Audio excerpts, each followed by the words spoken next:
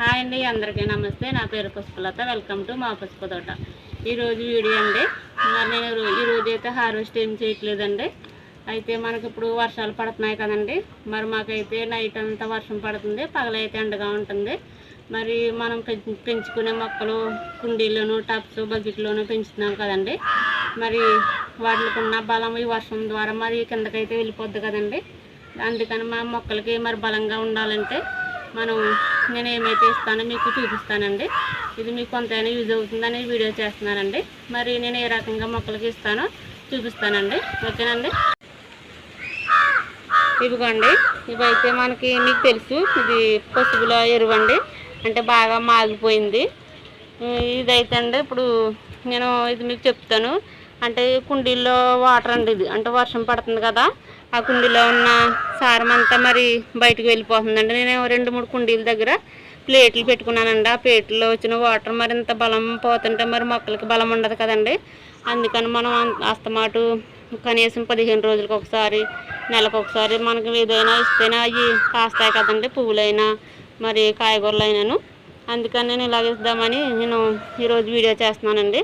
ఇదైతే మీకు తెలుసండి, ఇది మాకు నిమ్మ చెట్టు అయితే ఉందండి. పాడైపోయిన నిమ్మకాయలు, పాడైపోయిన బత్తాకాయలు అవి చిన్న చిన్న ముక్కల కింద కట్ చేసుకుని ఇది ఒక డబ్బాలో వేసుకునండి.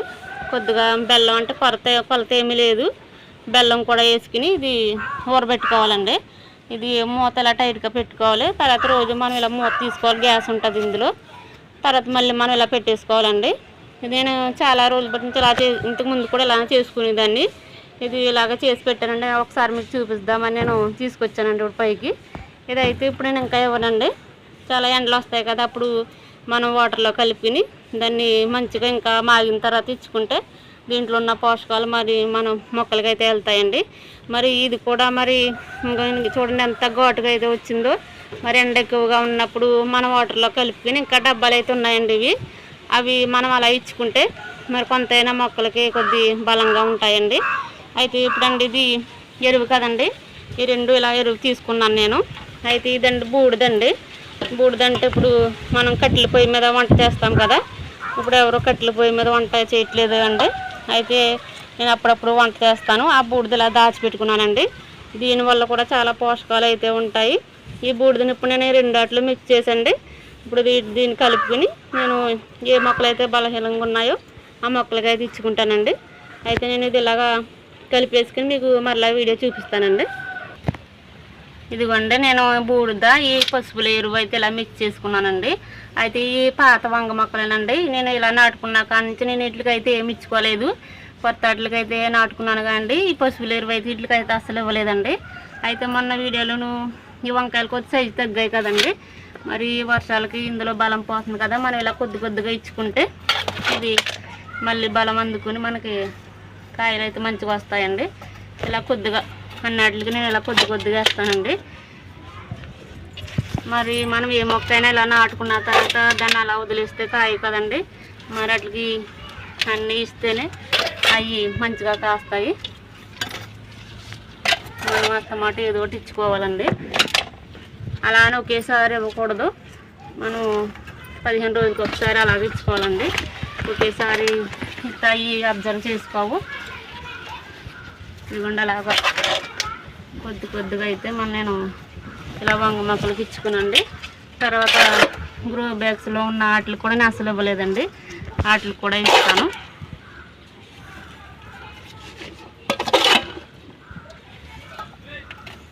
ఇప్పుడు ఈ మంచి బలంగా వస్తాయండి. ఇక్కడ ఒక మొక్క ఉన్నది, దీనికి కూడా ఇచ్చేస్తానండి.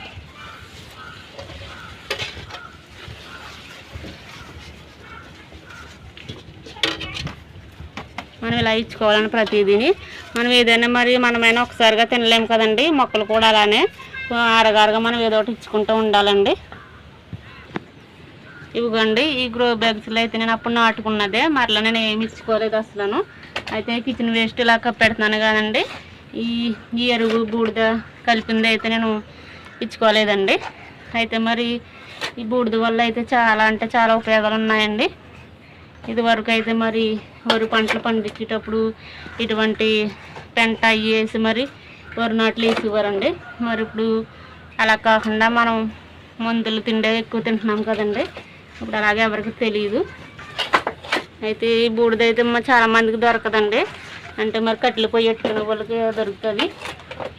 దీన్ని మనం తయారు చేసుకోవాలంటే ఈజీగానే తయారు చేసుకోవచ్చండి.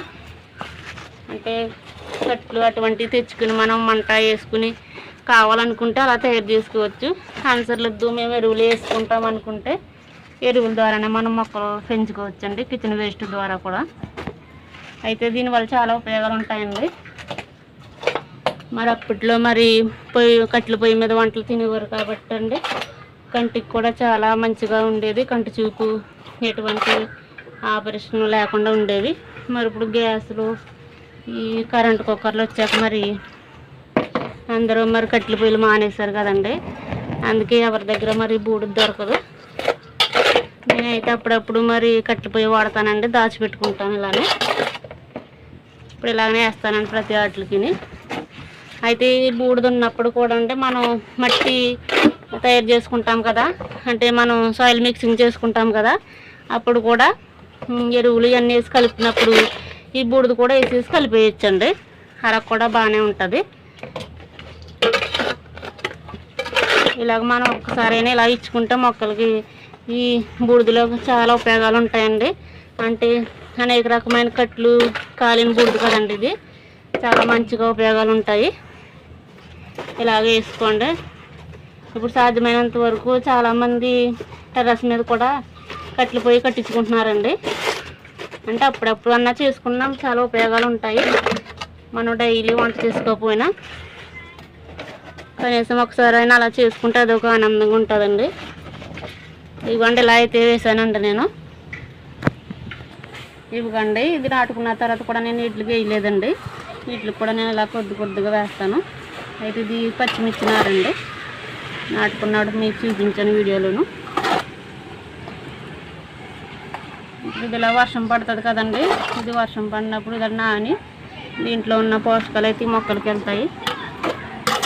అయితే రెండు ఇలా మిక్స్ చేయటం వల్ల చాలా మంచిదండి, చాలా బలంగా వస్తాయి మొక్కలు అయితేని. ఓకేనండి, మరి చూసారు కదండి, మరి నేను ఏ రకంగా అయితే ఎరువించుకున్నాను. మరి మీకు ఈ వీడియో కొంతైనా యూజ్ అవుతుందని నేను ఇలా చేశానండి. మరి ఈ వీడియో కనుక మీకు నచ్చినట్లయితే లైక్ చేయండి, షేర్ చేయండి. మరి మన ఛానల్ సబ్స్క్రైబ్ చేసుకుని చూడండి. ఓకేనండి, ఉంటానండి, బాయ్ అండి.